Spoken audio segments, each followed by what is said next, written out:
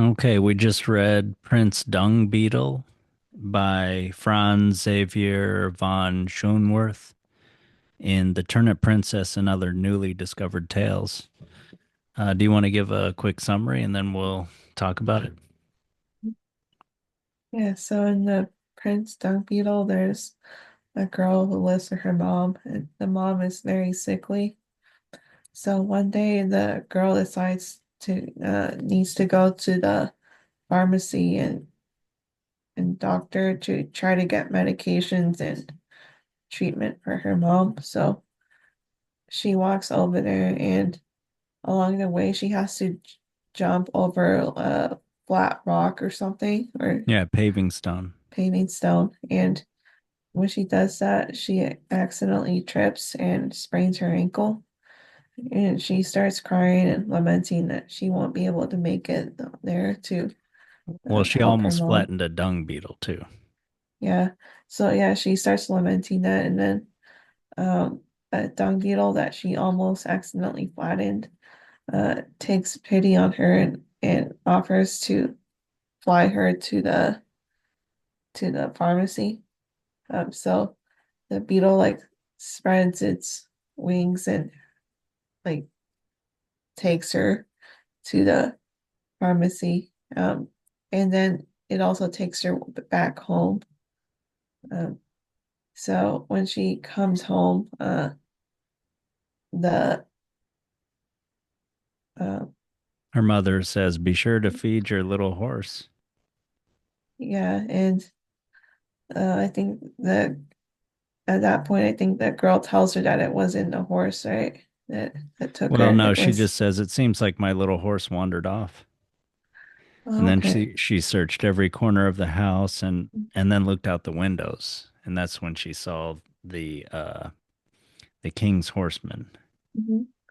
Yeah, the king's horsemen come, and then the prince uh, knocks on the door, and um, he presents himself and explains that when he was a child, he spent a lot of time killing bugs, and that as a punishment, he was turned into a dung beetle to kind of suffer like the animals he hurt, and that the girl taking uh, pity on him and by not crushing him when she fell and helped break the curse, and he wanted that he wanted her hand in marriage. Uh, so so yeah, I think the mom was healed and the girl like happily accepted the offer of marriage. Yeah. They lived happily ever after. But also they had a like after the girl and the mom were deeply moved, the prince threw open the shutters and blew on his horn, and then the mountains came alive, and like horses and carts. So all the prince's subjects came, and then yeah, the mom was healed, and her beautiful rosy-cheeked daughter joyfully accepted the prince's proposal. And at the wedding, there were all kinds of animals, like fleas played the fiddle, the birds whistled tunes, and all creatures like danced. Yeah, yeah. What did you think about this story? Mm. Yeah, it's just about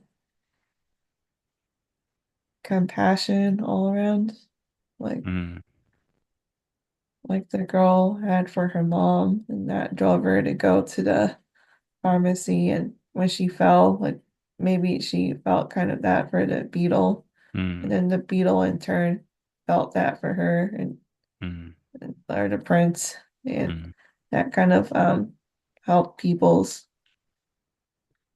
hearts or spirits in some way. Yeah. mm.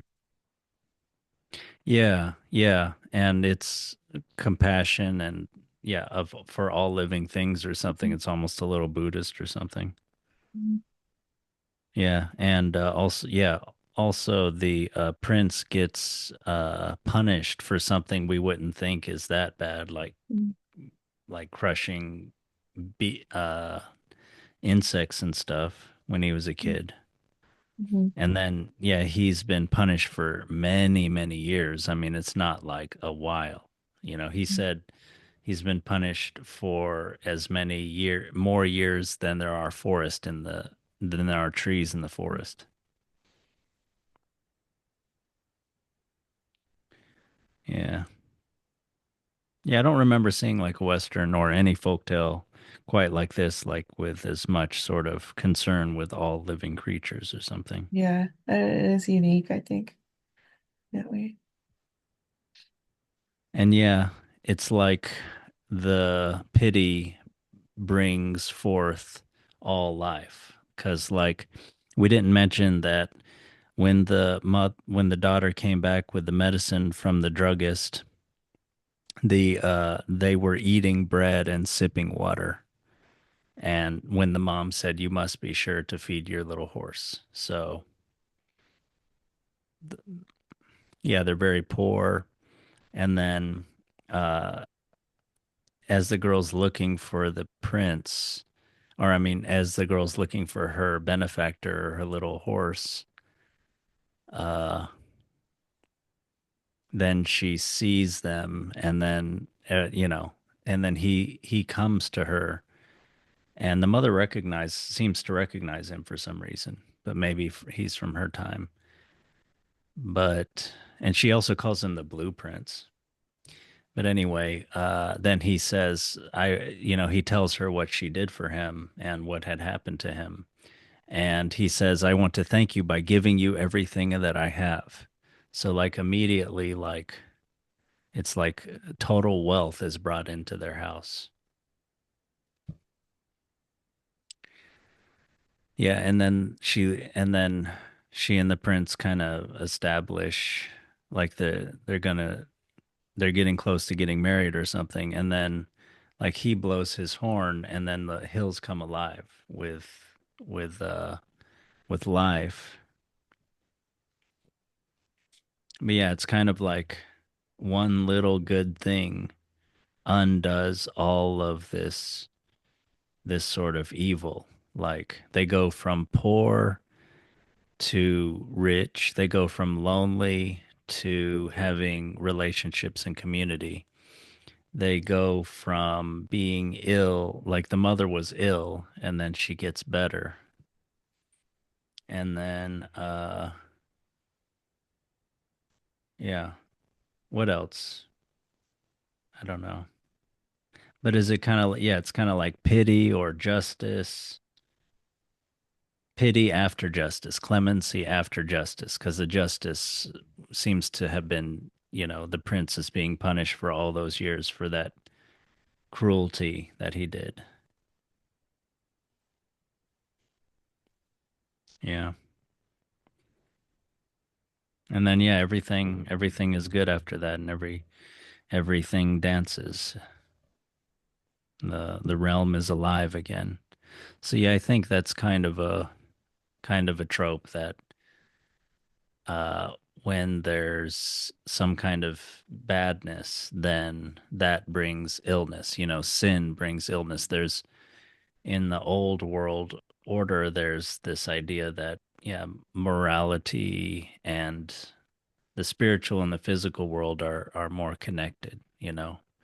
Like they're two worlds, but they're more connected. And yeah, transgression or sin brings ill health or poverty and things like that. But yeah, what do you think about this story? Yeah, I thought too, like maybe it's like what makes a proper human being and not like your misuse Mm, of your abilities or power as a human being can't lead to that kind of being taken away from you or mm, in some way just like being turned into a beetle and that then there's this kind of journey to kind of reclaim humanity in a way. Um, mm. What do you mean a journey to reclaim humanity? Just him suffering for all that time and then yeah, and like like maybe helping finding, somebody. yeah, and finding like an opportunity to kind of redeem himself again. Yeah, yeah, Yeah. he helps somebody who's in a lot of pain, who's her mother is very ill and she's trying to help her, but she's feeling hopeless. So, yeah. Yeah, so he's like complete again and like human again after that. Yeah, yeah, that's right. Yeah, he gets wholeness again and becomes a human again. And then yeah, he can establish everything, the marriage, the relationships, the connection to his whole realm and all his subjects all come out too. I guess maybe yeah, I wanted to say he's almost like a magical creature himself, but I mean, maybe not. But it does say, yeah, the horses and carts were the prince's subjects, and they too have been rescued by the love of a simple young woman. But yeah, it seems like he's human. I thought maybe it was like one of those stories, like he's some kind of uh, prince from the from the animal world or a magic world that comes into our world. Okay, yeah. Oh, that's one thing I wonder though. Any idea what the blueprints is? What the mother calls him when she sees him? The mother called out as if he were an old friend. Any idea about that? I don't know, but I've heard of the blueprints also like in Spanish. Like, so I don't know, like, I don't know exactly what it means. And like, there must be some kind of story or mythology, I think, around that. Mm. Yeah, yeah, maybe I'll try to look that up. Or I could Google it now. Do you want me to? It's okay. But and why do you think the mother recognizes him? It seems, yeah, the only thing I can think of is that he seems to be uh like he's seen like so he's not new to them or something, like the mother seems to recognize him, so there's a kind of circularity to this story in some way. But then it was interesting because in that same paragraph, Barbara did not know what to do, and she looked first at the prince and then at her mother after he says, I want to thank you by giving you everything I own. And she was afraid of the stranger. So it's like her mother recognizes him and then he's a stranger to Barbara.